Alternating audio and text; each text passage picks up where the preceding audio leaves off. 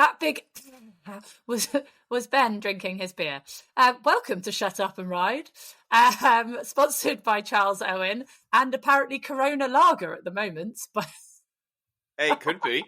We're open. We could do the drink sponsor. Yeah, I know we could, because I have to put up with you two. I could definitely do with a drink sponsor. We're all together. Yay! How exciting is that?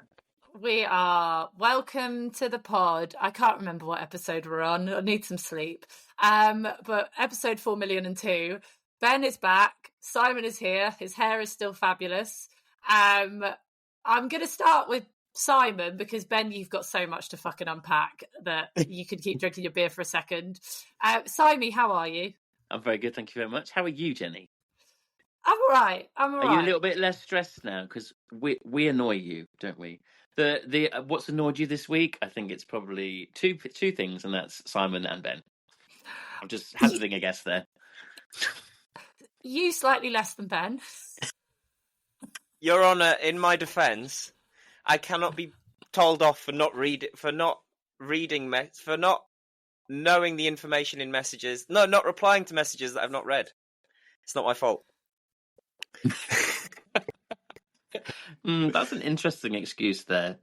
How can I reply to it if I've not read it? Do you know? Absolutely. Literally the worst human on earth. Yeah, but you love him though, Jenny. You love him. Love's a strong word, Simon. Love's a strong word. Do you hate me more for being bad at responding to messages, or for recording the Charles Owen Launch podcast with no headphones, microphone, and in the wind? No, that I can forgive you for, because wearing your Terminator sunglasses made me laugh quite a lot. So no, that was all right. The fact that you did, yeah, that was all right. I think what was more upsetting was the fact that it was absolutely pissing it down for everyone else, and you were in bright sunshine. With your sunglasses on, yeah. So Ben Atkinson, the mysterious Ben Atkinson, if that's even your real name, because you don't reply to bloody messages ever. What are you going to be like when you have a baby? Well, I'll be even more reliably myself. Mate, I think you're going to be absolutely exhausted most of the time. You'll be like there with like little matchsticks in your eyes. But Jenny's got children, and she always looks so bright and cheery and fresh and optimistic. Well done, Ben. That was a very good one. Oh, Jenny, you look so pretty today. I hate both of you. You're so mean to me. Someone's got to keep this podcast on the straight and narrow. Thank goodness for Charles Owen.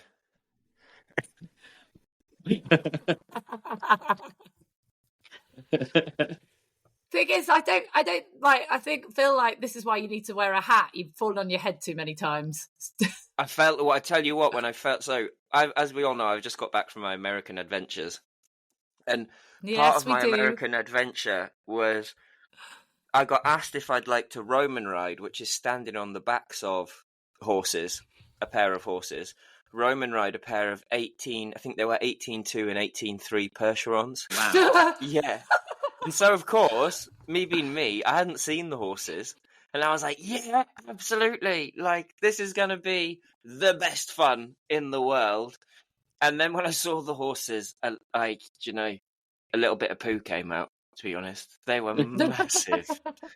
Like, not just tall. Because, I was like, oh, I've seen George ride dressage horses that are like 18.2. But it was like if you took 4 dressage horses and stood them side by side, and that would be like the width of one Percheron. They were just massive. So I did do it, and it was terrifying. But it was. So we're talking like shires. But bigger than shires.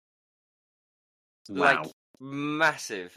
Yeah, it was one of my bucket list items. But do you know when someone asks you something in a bar at like whatever time in the morning it is, and then you think it's a brilliant idea at the time, and then the next day you're like, whoa. Yeah, and then you see the size of the Percherons.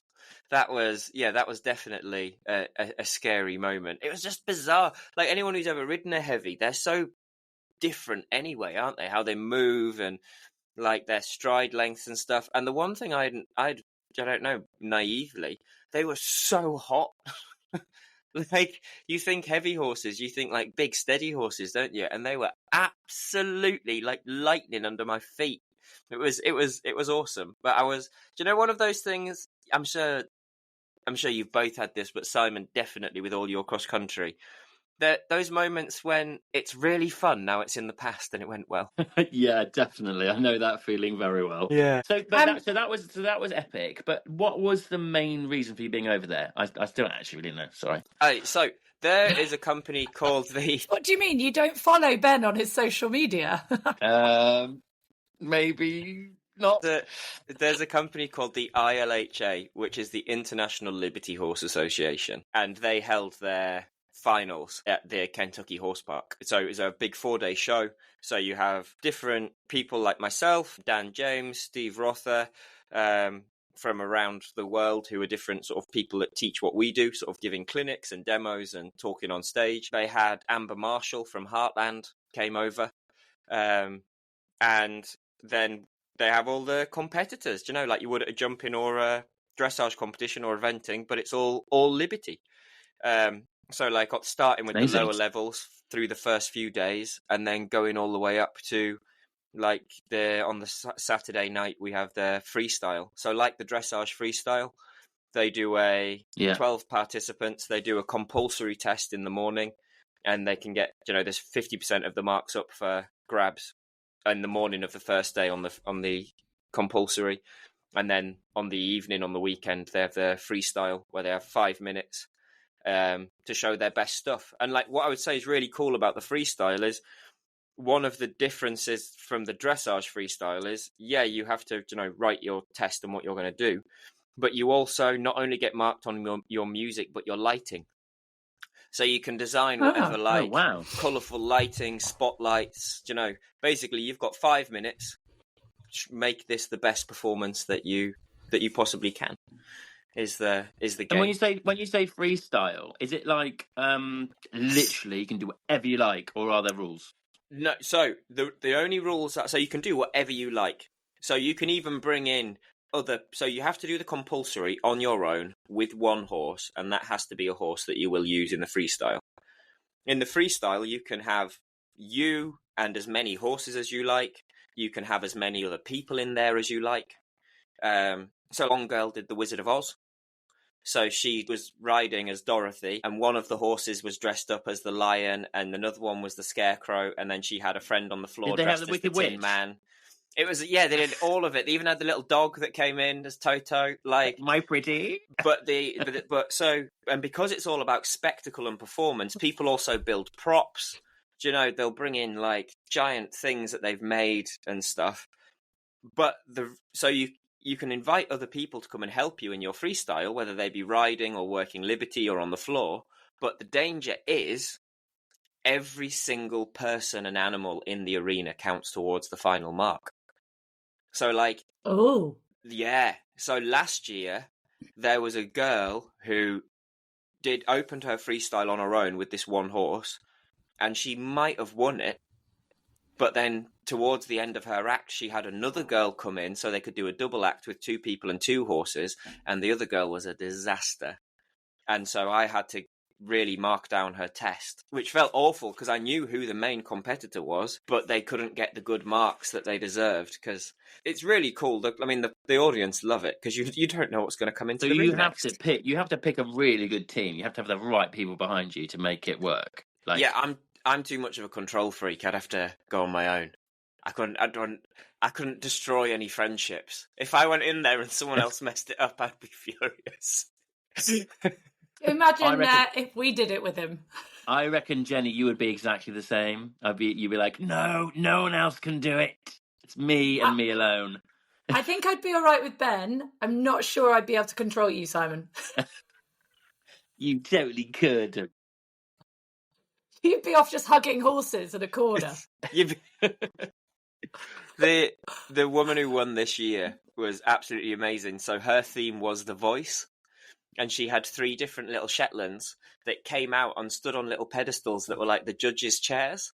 And then she started playing guitar and singing. Wow. And then had chosen like funny voiceovers from each of the three judges, had dressed the Shetlands up like the three judges, and then each Shetland would come out and like do bits of tricks and stuff with her while we had the voiceover of like the proper people from The Voice.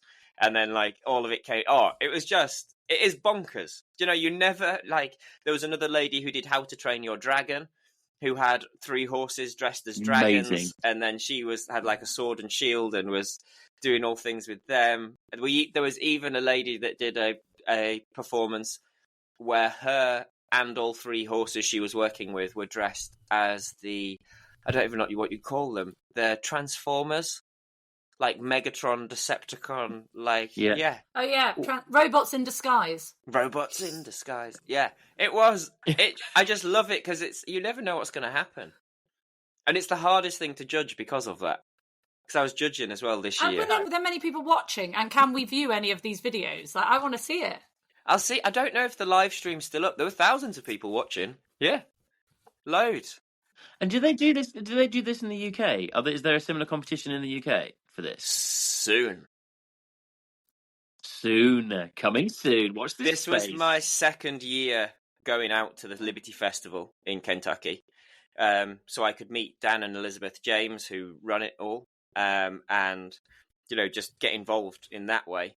And so actually, I had a 7-hour meeting with my business partner Larissa yesterday, and part of that was saying whether, looking into if we could put on a competition over here. That doesn't mean that it definitely will happen, but where we would love to. Like we've said, my big thing is we talked about on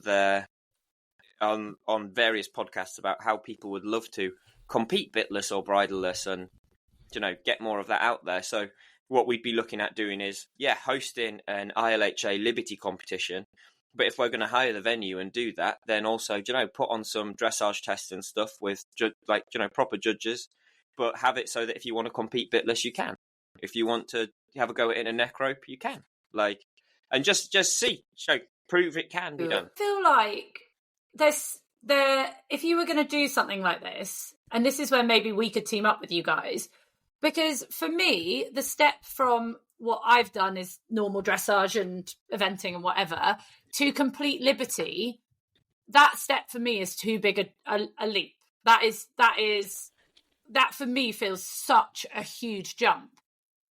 And that, Jenny, is why you need to scan this QR code and then join BAM. And do BAM. Oh, for fuck's sake. Yes.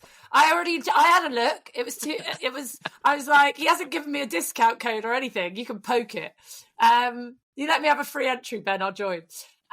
But that leap, but if you said to me, there's a section for complete Liberty people, but also a section for someone who wants the comfort of a bridle, but maybe take their saddle away, or I could ride and do it in a hackamore. Do you know what I mean? Like a transitional between the two. So you're opening it up to everybody, if that makes sense. This would be almost like an exhibition where obviously people would actually be competing, and it would be open to anyone who's already sort of into this in this country. It's open to anyone, obviously. This hypothetical event.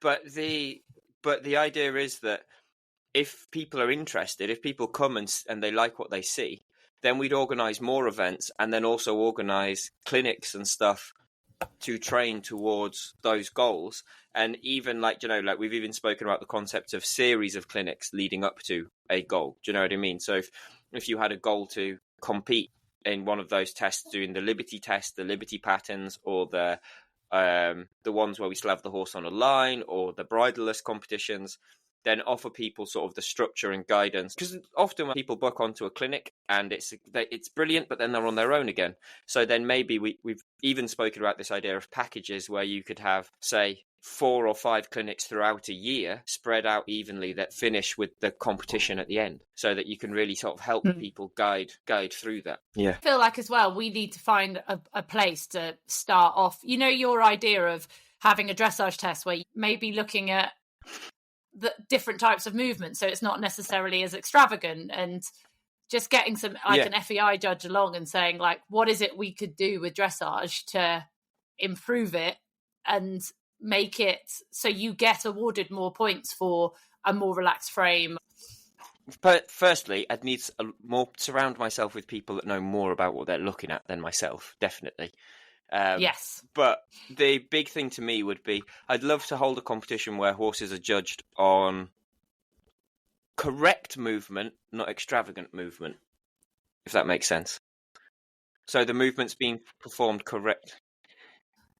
But also, like how their attitude to stuff. Like one of the things that annoys me the most with my dressage stuff has been that I've ridden horses that aren't really built properly for dressage, and they will try really, really hard, and they'll not make mistakes, but they will still get marked way down below a really amazing moving horse that's actually probably not been as well behaved, and I find that really frustrating for the horse. Really. Yeah, and I'd love it if I don't know how you would make that work like that, but I'd like them to be rewarded when they try really hard. Yeah, Or more so. I totally agree. And the fact that you're not allowed to talk to your horse during a dressage test, whereas kind of why?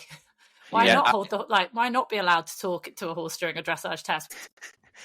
I've got so little experience with competition that George died of embarrassment with me when we went to is it Dansk Warmblood in Denmark, and this big dressage competition. We're performing out there, and I was watching this person ride this test, and obviously it's silent.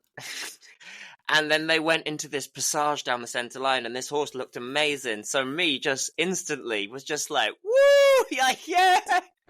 Like, started applauding and cheering and was like, yeah, go on. And George is just looking at me like, will you just be quiet or leave? Because I'm so embarrassed. You are not allowed to make a sound.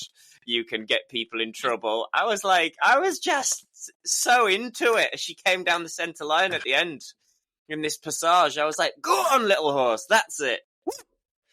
That's not allowed, apparently. No, not encouraged. Well, I feel like we need to get an FEI judge on, or a high-level judge who can basically say what it is they're expecting. Sorry, getting rid of my dog as he's flapping his ears around. What is expected from a dressage test at that level, the kind of thing you guys do at Liberty, and how can we incorporate differences to change everything for the benefit of the horse?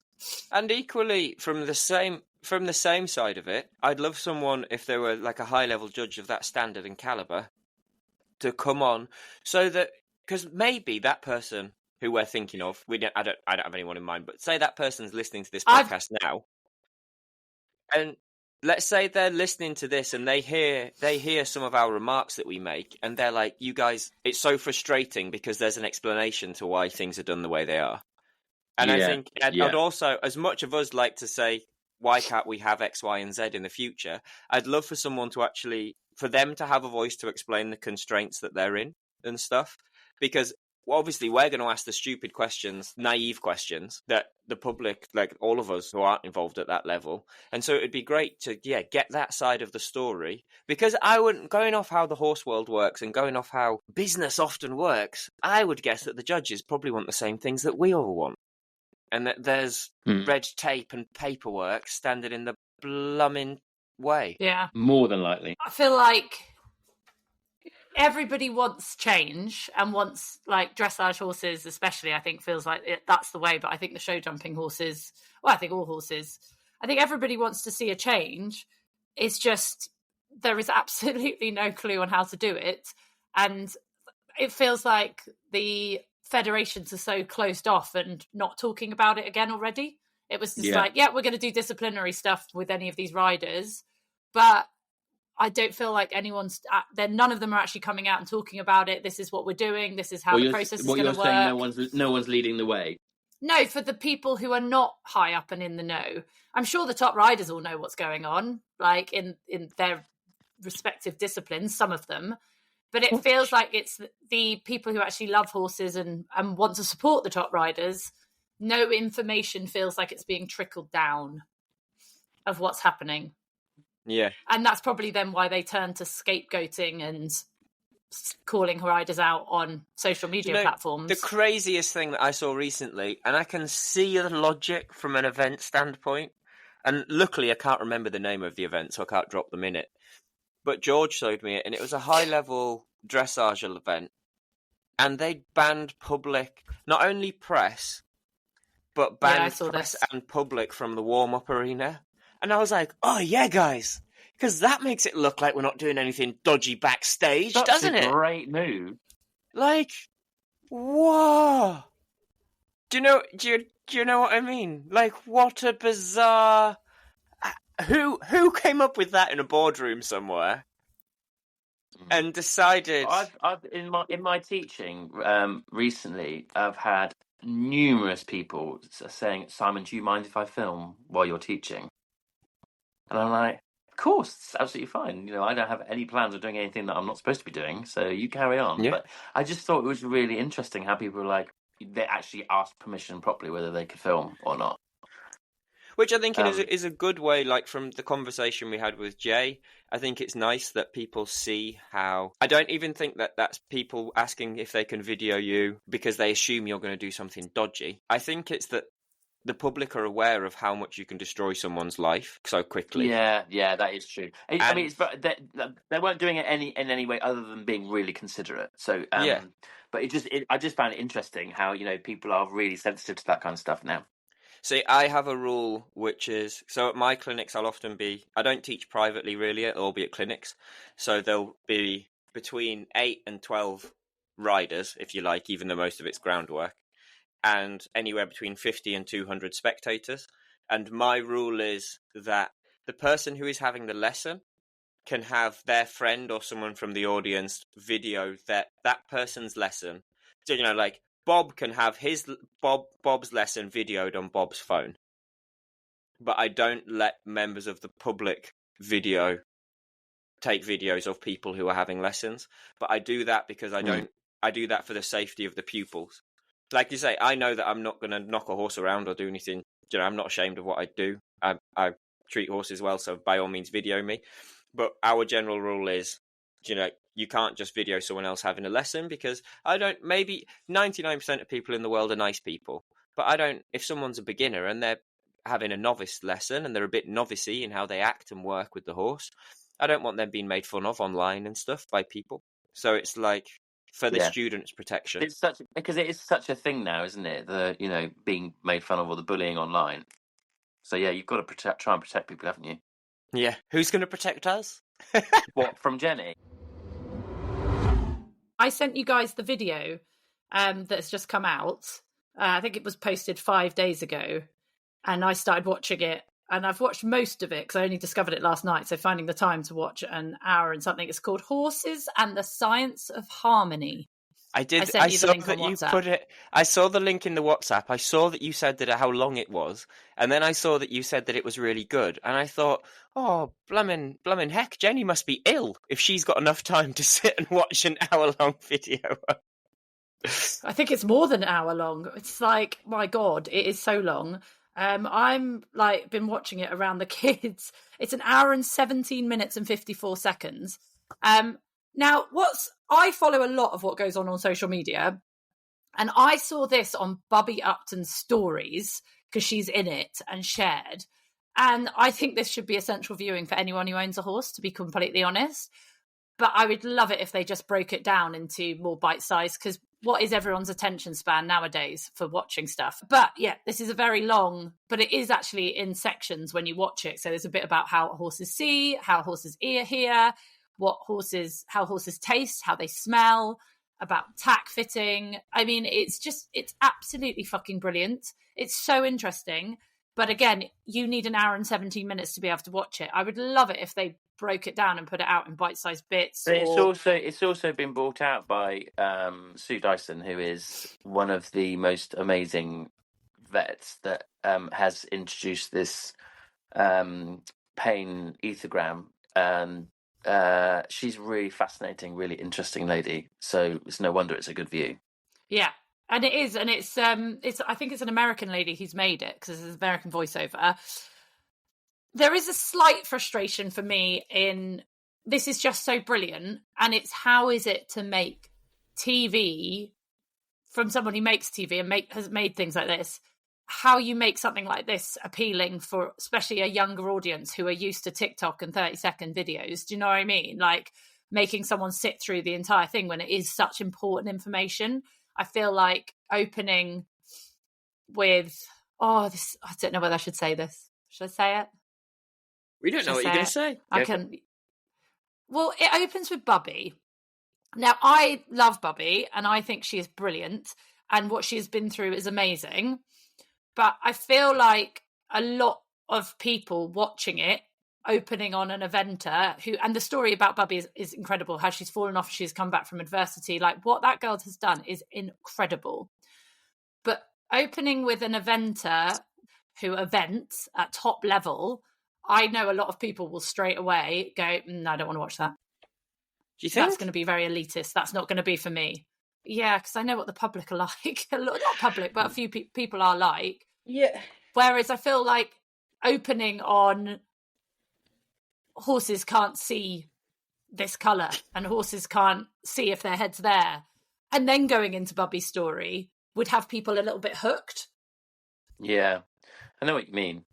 I know what you mean. It just makes me cross that people are like that. But then, like, that same person that would be, like, into horses and against that because it's elitist follows the bloody Kardashians on Facebook and Instagram and thinks they're great. Oh, what? Because they're not rich and elitist. But it's almost like, no. If you're going to be educational, I can't be okay with your wealth or your success. However, like, if I just want to watch your vapid nonsense, the more wealth and success you have, the better. And I think that's a frustrating, side note. It is frustrating, but it is very true, and that's how it is. I know, because we all see this horse world separately, don't we? Oh, they're eventers, they're dressage riders, they're show jumpers, or I do Liberty. For me, it's all about that love of the horse, and that's what I think we're trying to promote. It doesn't matter what you come from, whatever you want to do. But what I'm saying is I'm urging people, if you watch it and you started off and it starts with an eventer, don't be put off because it is all about the science of the horse. And it is so fascinating. And it's a lot of stuff I knew already. But I do think that Bubby comes across beautifully at the beginning. Like she does. She's brilliant. She's absolutely brilliant. And her love for well, particularly that horse Cola is really evident to see in that footage. You can like kind of it. But I do know what you mean. Like so in lots of ways they've done a really, really good job. But I know what you mean. Like perhaps they've started it because, like you say, you need to like grab someone's attention to start with, and just having a story because we have heard that story a fair bit about Bubby and how she's come back, it's an amazing story, like you say. But it's been like, oh yeah, I've heard that before. Move on. Yeah, and also a lot of people really don't like top level eventing. They think it's mean, and when you look in. There's comments already on their social media underneath it, and one of the first comments is, "It's a very romantic, beautiful presentation, but I don't understand why people need to ride with whips and spurs." Was the first comment underneath it. So they'd obviously only watched this first bit, hadn't even watched the whole show and how educational it was, and were already slagging it off. Oh, I still don't understand why the highest level of dressage or jumping is not performed without a bridle and headstall totally free and in Liberty. That should be the goal. Because it's blooming hard. I can name about 3 people in the universe that I know that could do that, and all 3 of them trained the horse to do it in a blooming bridle. So, let's knock some of the do you know what I mean? The crap off that as well. That there could be someone out there, and I'm sure there are, but people who I know or know of that could actually ride a full Grand Prix level test in order, in all the movements, correctly, without a bridle. I can think of 3 people, and all of them trained the horse to Grand Prix in a bridle. And then they've got it going bridleless afterwards. So, yeah. And I'm not saying that's a bad thing. I'm just saying it's that stigma that annoys me. That they're like... Yeah. Do you know what I mean? This is why we need to do the link between the 2. Yeah. So this is the next comment. I hadn't read this before. I've literally just opened this. But constant videos showing highest ranking in the Olympics, and the FEI is doing nothing about eventers who abuse horses even when there is proof. Too much money, power, egos at the expense of horses. Both dressage hunters, jumpers, barrel racers. They also need to use less whips if they aren't good, and horse also enjoys using bitless bridles. Just skeptical is this video is just a fluff piece to calm casual horse people. Now, again, this is where what I mean in the opening is, again, I do not want to take away from how brilliant Bubby is with her horses, but it opens on a top level eventer who's got a lovely yard, beautiful horses. So it feels like people haven't gone past that opening to, which is, I sent you guys, watch 53 minutes in, which is about what is the things the horses need. They need friendship, freedom, and The forage. 3 Fs. Those are the Forage, three freedom, things, friends. the 3 Fs. Yeah, those are the things Ben horses said need about to that be in the happy. podcast before. Yeah. So that's what they're talking about. And then they've done this amazing study on what horses do in stables. And if you take the middle partition of a stable out so horses can talk to their friends, they literally they're showing videos about horses just sitting and resting their heads on each other. And that's how they stand, and they're less on alert. Have you seen my stables? I have seen your stables. With the back wall taken out so they can groom? Exactly. So this is what I'm saying. Because they opened on an elite sport, people aren't getting to the science that is such a simple thing for everyone to do. Go and get your bridle checked by a professional, and they show the science of why that's happening. So what I'm trying to say is, it doesn't matter your opinion on top level sport. Even if you own a horse or whatever you do, even if it's just sitting in the field, this video will help you understand your horse better. So is there a way for us, you run all the grown-up stuff for this, there a way that we put a link to this video on YouTube in our podcast I think so. thing? I think if we want more people to see it, then we may as well give it a shout out. Yes. Give it a hand. I agree. What's it called again? Horses and Science of Harmony. Horses. Oh, it's so fascinating. Horses and then the little and sign. Like the little A. Horses Ampersand, and the Science of Harmony. The Science of Harmony.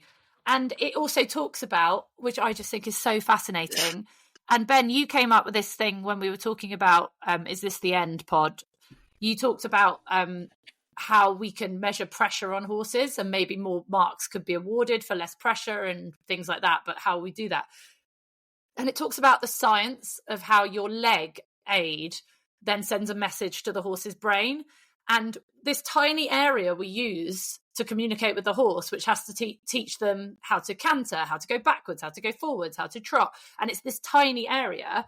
And what do they call it? They call it neural fatigue, which I think is so interesting. So overuse of this area or incorrect use of this area, basically it just shuts it down, and they show the science behind it. And I have said it to so many people. I would rather see a horse with a little tap on the bum from a long whip than constant kicking, because I've taught in riding schools for years, and those horses literally are just what I would say dead to the leg, but I think the posh term is neural fatigue. And then what they can see and different colour poles, and they're talking about just letting them smell the tack before you put it on, because their senses are so good. Honestly, we could talk about it for hours. It's such a good piece of information. Well, should me and Simon going away and try and find the time to watch the blooming thing? And then we could actually talk about it on a podcast. Exactly. Let's do it. Read, watch more of it, and we will discuss again. I think if you're a good horse person, and you know that term horseman, I think people who have that natural innate ability with horses, which I don't think everyone does have, which we've discussed before. I think there are very few people that have that. I think a lot of these videos is just basically the science behind what you know already. Because if you understand horses, you know how good their smell is. You know how they can see. They can't see if a child's giving them a carrot, they can't see that child because their vertical vision isn't as good as their horizontal vision. And I've always said to people, how do you stroke a horse? I'm like, don't just go straight for its nose below its eyes. It can't see your hand.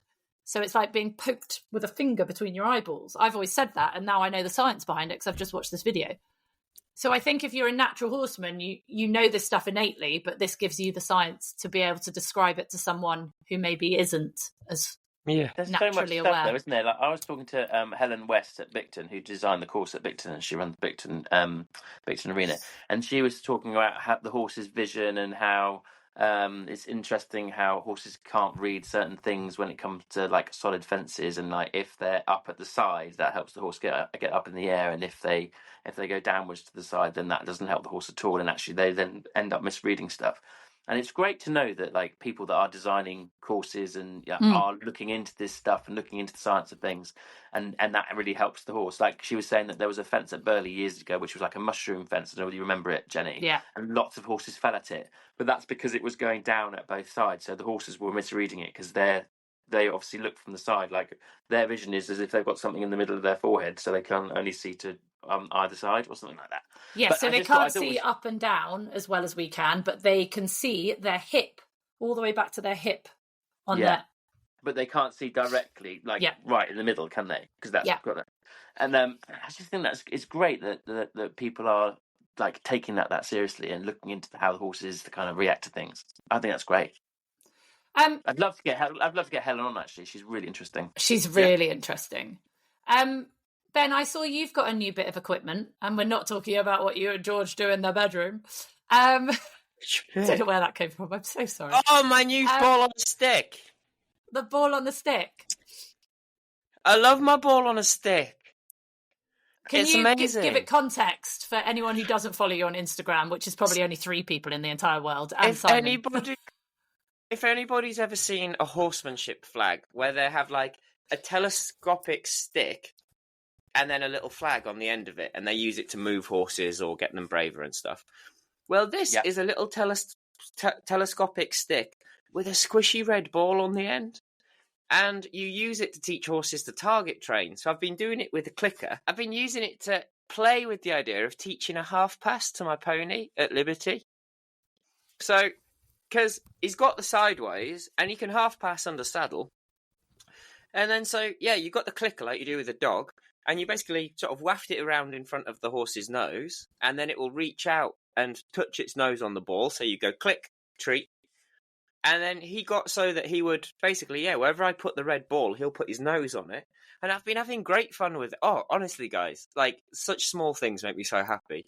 But say I can lunge him, like I'm lunge him on a circle and he'll just go round as his normal self. And then I pull out the long stick with the red ball on it. And if I put the ball on the floor in front of him, then he's like neck stretched out, nose on the floor as he trots trying to touch the ball. And then if I lift it up and bring it up, then he's got like collection at Liberty, like, bringing himself in. And then I've been playing on the floor, being like, okay, come sideways towards me, but touch your ball, touch your balls, touch your nose on the ball. And using that to create the flexion to get a half pass at Liberty. Yeah, I'm having and the best that fun. That's pretty impressive, that is. I should try these things. Yeah, well, I was like, this is, and I've started it with another young horse of mine, who's never learnt half pass under saddle, and it's blooming learning it real quick. And I'm like, I wonder if stuff like this helping them on the floor, especially because it's not like we're not trying to move them into the position. It's just going like, look, walk sideways this way. And can you try and tilt your head this way while we do it? And then maybe, I'm going to play with it with some of my young horses. Maybe does learning a movement like that sort of themselves within reason, then would that transfer to them being more confident and competent with it under saddle later on? I don't know. But yeah, red ball on a stick. Can I just tell you the other time where I've seen someone use this technique where you have a ball on the end of the stick and a clicker and treats? Where? On an iguana in the aquarium at Vancouver. Really, really? Not even joking. So it was amazing. So they had this giant iguana out, and basically every time he walked over and put his nose on the ball, they clicked and gave him a treat to teach him. So, for example, if they need to do any veterinary treatment on him or weigh him, he can make his own choices to get on the scales because he follows the balls and put his noses on him, but also to they can get his head up to check underneath him and all of these kind of things. So, yeah, they were using this, and they also used it on a sloth. So the Vancouver aquarium is amazing. They've got sloths and those kind of animals, but they were using it on a sloth to just try and get the sloth, because sloths you can't pick up. They've got big claws, and if they wrap round you, that's it, they're stuck on you. So they were using this tennis ball on the end of a stick to get the sloth to move to reach for his treats so they could check it over. Perfect. How cool is that? See? Balls on sticks. That's where we're going in the world. Luke Gingerich horsemanship. He is, honestly, guys, check him out. He is phenomenal. I watched him last year and this year. And yeah, he's who I got this tool from. He's the guy who inspired me to work like this. I've watched him do beautiful half passes, tempi changes, pirouettes, all with proper collection and flexion at liberty. So yeah, that is, jokes aside, he's a talented dude. We will give him a shout. Anyway, so we've been talking for an hour, and I have a feeling I'm going to have to do a lot of editing for this podcast. Oh, I was about to tell you about my balls. Yes, I want to hear about your balls. We'd love to hear about your balls. I don't even know what they're called, but I had a lesson with this lady, and she brought a load of balls with her. And Franklin, are they? Is what? The Franklin. Are they called Franklin balls? Oh, that could be it. But you put them on your seat bones, or you put them underneath your underneath your arm. You have to hold them, and they've got water in, and you have to hold them and keep your elbows by your sides to not let them drop. And then she's got these rubber bands, a rubber band that you put around your rib cage, and then it puts your hands in the right place. Oh, I've seen these things. And yes, and you use them for 5 minutes because that's any longer than that, and then they're less effective for muscle memory and all that kind of stuff. And it's really good. I've really loosened up through my hips and all that, and the horses are actually moving better as a result. Well, I'm pretty. I don't know. I'm pretty sure that is what's doing it, or whether it's me thinking it. I don't know, but I think it's really cool. But yeah, and I'm getting used to sitting on balls. I think it works. Do you ever do that thing as a kid where you stand in a door frame and push out with both hands? Yeah. Yeah. And you keep pushing and you keep pushing, and then eventually you relax and you walk out of it, and without you wanting to, your arms come up. Your arms go up. Yes, that's exactly I've the had kind a of lesson. thing, isn't it? Yeah, I've had a lesson with these before, and you're riding, and you've got one under here and one under, and you're like, "What the blummin'? I feel awful." And then when they take them away, your body is just like, yeah. Well, because she's got these this kind of double-ended ball. we are sailing right into the wind. And it's it goes under your bum and on both seat bones, and you have to roll back and roll backs and forwards on it, and then and you have to put that for 5 minutes, and then they take it off, and oh my god, you just feel like you're totally part of the horse. Then it's amazing. Wow. You should try it, Jenny. I'll bring them with me.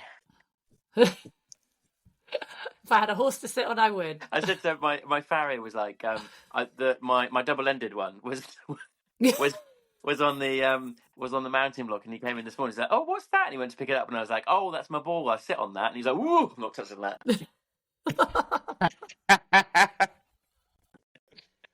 Oh God! Right. Okay, sorry, moving team. away from double ending and balls, and my rubbers. And your rubbers. I'm feeling as light as a feather. We put questions out on Instagram last week, Ben, and this was my favourite question, and I think it should become a feature, or at least be asked to you, because Simon's response to it was hilarious. What is your equestrian ick? Simon's is people who wears boots that are too short. And smoking on horses. Equestrian ick. People who sock them in the mouth when they're not happy with them. Do you know when you're watching someone ride and then they'll just do that? Ooh. Yes. Yeah. Yeah. Can make me go from thinking that person can go from the highest esteem in my eyes to nothing. Just what a prat. That or grooms that hit horses when the groom's tired. It doesn't need to be a groom, but anybody who, there's that theme park going out again. That's the second one this time. Is it often that you get to toot Jenny's horn twice in one session, Simon? I love Jenny's horn, especially twice. You're the worst. For anyone who's wondering what that noise was, that's the mine museum I live next door beeping, which the boys find hilarious. Which she did explain in a pod recently. Well, one of the first pods, Well, wasn't it? We were ages like, what ago, the hell yeah. is that? We found it really interesting. We enjoyed that. We did. Well, you have to come to Canada and I can take you round where the horn is. Oh. Do we get to pull it? Boop, boop. No, you don't. Well, you two probably could, because you'll probably ask. I don't think people do normally ask. Can I add to your bit about pulling horses in the gob? Yeah. Because I think this could be my equestrian ick as well. You know when someone's sat on a horse and they want to talk to someone behind them and they just turn round, but at the same time as they're turning around, they yank the horse in the gob to turn the horse at the same time? Yeah. And finally, boys, what's annoyed you this week? Apart from Ben. Oh, I wanted to talk about, actually, going back to the previous podcast when we talked about what annoyed me. And I said that what annoyed me was people standing with their horse loose in like an outdoor school or in the field, and then they just suddenly run off. And then the horse chases them. And somebody did that. And because I've seen it before and it really annoys me anyway. And I saw someone do it, and then the horse kicked them in the head because it was chasing to catch them up. And people were saying, "Oh, isn't that horse horrible?" Like, and I just was like, "Is that not really bad for you as well, Ben?" Or like, so that's... I see why people want to do it, because they think if the horse chases them, then they're happy and everyone's, do you know what I mean? And it's the dream relationship. But I guess it's just the same as anything else. You wouldn't, with anything with horses, you want to know what you're unleashing with an animal when you go for it. So for the same thing, if I'm riding a young horse early in its journey and we go down a stubble field and go for a canter, I'm probably not going to open that thing up and be like, go on, like I'm doing my gallop down the long side and throw it at them, because I might end up with more energy than I know how to handle. That could push that horse over the edge. A big part of like how I train Liberty, and how a lot of trainers I know train it, the boring stuff you do at the beginning is to make you safe when you do the high energy stuff later on. And that is a big thing. So like I'm not sure. I know what you mean. It's a different type of getting annoyed. When I see a lot of those videos, it's more like an eye roll. Like, how did you think that was going to end? Like, play stupid games, win stupid prizes. Yeah. But I said it was like natural selection. We'll get cancelled. We should do a Darwin Awards. Equestrian version. An equestrian Darwin Awards. Of people. Yes. But like I saw one the other day of a girl sat on a bucket in a paddock with a broodmare and foal, and the broodmare's eating out the bucket, and then the foal comes up and she goes to stroke the foal, and the broodmare just swings round and cracks her with both back feet. And you're like, what did you think? Do you know, like what? So yeah, I think it's, if you put yourself into a situation that you've never been in with a horse, you do not know that you are going to be safe.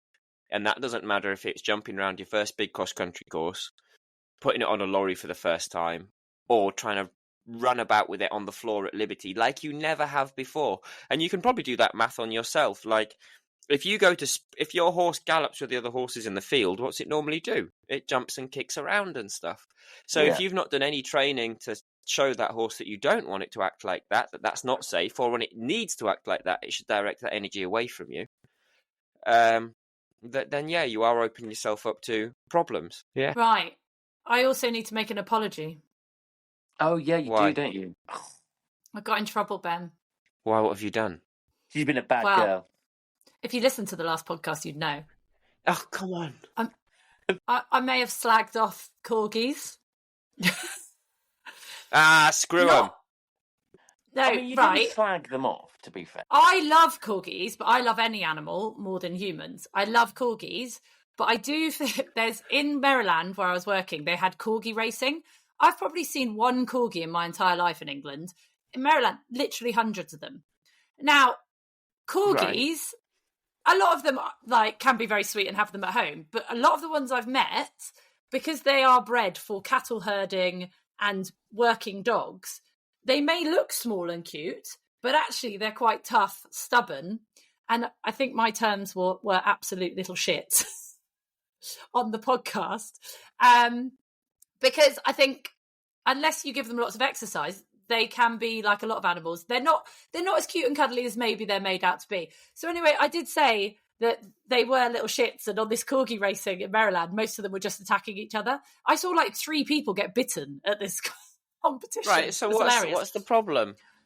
Well, the week that the podcast went out also happened to be the Southampton, southwest of England or something, big corgi get-together. And apparently people who were corgi racing also listened to our podcast.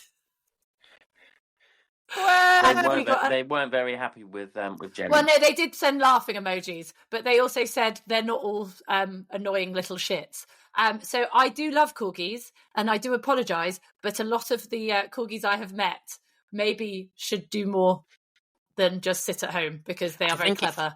Jenny, if you're going to apologise, I'd probably stop reminding people that you don't like them. Just say you're sorry, corgis are lovely. Oh, no, I do like corgis. Maybe I don't like the owners that have them when they're little shits, because they're not. This is really going well. Jenny, this apology is going really badly. I really like corgis. I just hate their owners. No, not all of them. The ones that I saw in Maryland, a lot of them were just not very well trained. Shall we put it that way? You can tell you live in Canada now, disrespecting the dog choice of our late Queen. That's it. I fucking love the Queen. Don't bring Elizabeth into this. You said that you don't like people that own corgis. Well, I didn't mean Lizzie. I was a big fan.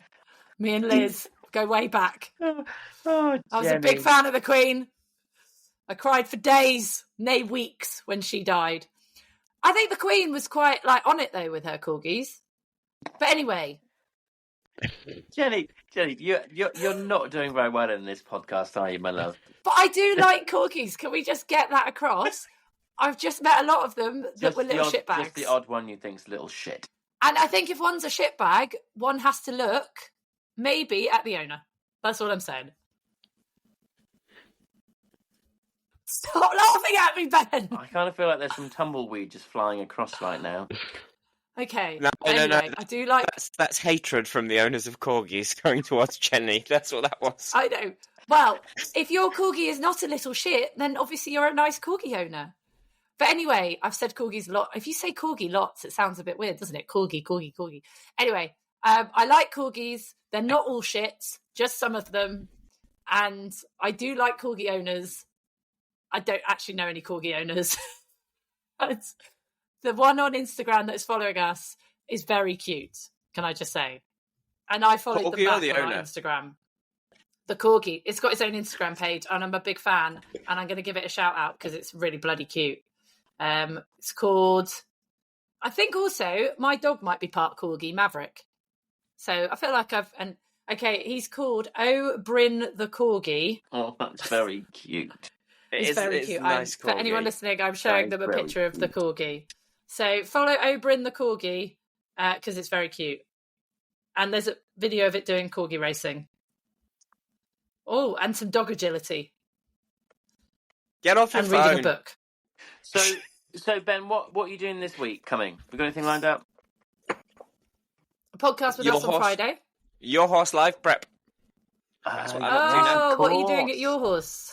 Education on Friday, and then I'm just doing a little performance at the end of some kind of dressage spectacular or something on the weekend. So that'll be nice. Yeah, cool. Taking some young horses out, so we'll see how they get on. But all prep's going well. But yeah, it's sort of doing all of that really at the moment. What about you, Jen? I think you need to prep them to have a shut up and ride stage there next year. Yeah, I think we could do a good shut up and ride stage. I think it would be excellent. What about me this week? I am not very much because I don't have any horses to ride and the weather's shit. I know. I had a cry last night because I missed Finn so much. I know. So feel very grateful that even if it's raining, you get to go and play with your ponies. Yeah, very grateful. Yeah, I miss my pony a lot. Anyway, that's a depressing way to end the podcast. Well, I wish you had fucking asked now. If you need something to ride, maybe you can borrow Simon's double-ended balls. Yes, you could. Also, make sure you go and enter the Charles Owen hat competition. People, just draw a shape of a hat and send it to Charles Owen. There's a post about it on our Instagram. I'll reshare. Because please, for the love of God, can we design him something outrageous? I feel like I need to get my own back in some way, shape or form for his lack of response on messages. So do it, people. You've got till the 14th of November to enter. And the prizes are really good. You win a lot of Charles Owen stuff, and you get to meet Ben and go to a performance and all of that stuff. So yeah, and maybe an invite to the pub pod if they're old enough. But anyway, you, Simon, what are you up to this week? Me, I am. I'm going to the Spooktacular show on Friday at Arena UK because it's Halloween. And then I'm teaching. I'm teaching in Norfolk for 2 days, and I'm doing it alongside Nicola Wilson. So that should be quite cool. Oh my God, she's a ledge. She is absolute ledge. And yeah, then some more shows next week. So yeah, all good. Exciting. When you see her, can you tell her that I thought her commentary at Badminton and Burley and all of these places is just incredible? I think she's amazing. I will tell her. I'll tell her she's a hero. I'll tell her she needs to come on the pod at some point. Yes. You must. And you need to tell Becky Moody, who you're doing something with, that she needs to come on the pod. Yep. I'll speak with Becky. Do you know why I want Becky Moody on? I just want to go, I say Jaeger, you say bomb. Jaeger. Bomb. Jaeger. Bomb. I just really want to do that to her and see if she does it. Jesus. Right. Jesus Christ. We need to do one in person with Becky Moody and just plough Jaeger bombs all the way through it. That'd be so good. Pub pod. We could rename drinks at the pub pod. Like, a Jaeger bomb's actually a Becky Moody. Yes. Yes. Gin and tonic. A gin and tonic is a Laura Collett. Yes. G&T. Love it. Oh, and Negroni is Jay Hallam. It's Jay Hallam. And we need to get a Gemma Stevens on Friday. All right, we'll find out what her drink is. What would be your drink, Simon? Ben's is a Corona. I mean, mine would probably be gin and tonic, but maybe rum and coke. A rum and coke is a Simey. I would be bourbon if I was having a drink. Oh, a bourbon. We're doing a Ben. I'd probably be. I think I'd probably be Verve actually. Verve. Because I'm so classy. Or maybe not. Mine would be a porn star martini. Bloody love a porn star martini. Oh. Do you know the person who got me onto porn star martinis? Laura Collett. Oh, was it? Yeah, I'd never had one until I went out boozing with her. And that's who got me onto porn star martinis. And she also taught me about, because they're also known as passion fruit martinis, you can get them from M&S in a can, and they're bloody delicious and deceptively alcoholic. And I had to message her once after I'd had two, and I was off my face. I love espresso martini. Oh, I don't know. Oh, I love an espresso martini. Yum. All right. This is all to be confirmed on the pub pod. So anyway, make sure you follow us and Charles Owen and get entering that competition. Ben, Simey, I'm going to see you on Friday because we have the wonderful Gemma Stevens knee tassel on it. I still can't get used to calling her Gemma Stevens. No, me neither. Gemma Tat. Have to. Gemma Tat. Ben is going to secretly swat up on eventing before then and find out who Gemma is. But it's good to have you back, Benji. Go back and listen to our Laura Collett episode because it's bloody brilliant. But don't worry, Ben. If you don't, which you won't, we will guide you through, so you'll be fine. Don't stress. I'll put it on my Instagram stories. I'll be like, guys, it's not an ask me anything. It's like, tell me things about this person. That is such a good idea. That's a really good idea. That is such a good idea. And let's all watch, so we know more about how to be with our horses. Watch the Horses and the Science of Harmony video because it's bloody brilliant. On YouTube. On YouTube. Yeah, we'll share it. But anyway, boys, it's been a pleasure. You brightened my day. And all that is left to say is sponsored by Charles Owen. Go and shut up and ride. Shut up and ride, ride, ride, ride. Shut up. Oh, Ben, you're so cool. I love the fact that I'm still recording. And this is going in the edit.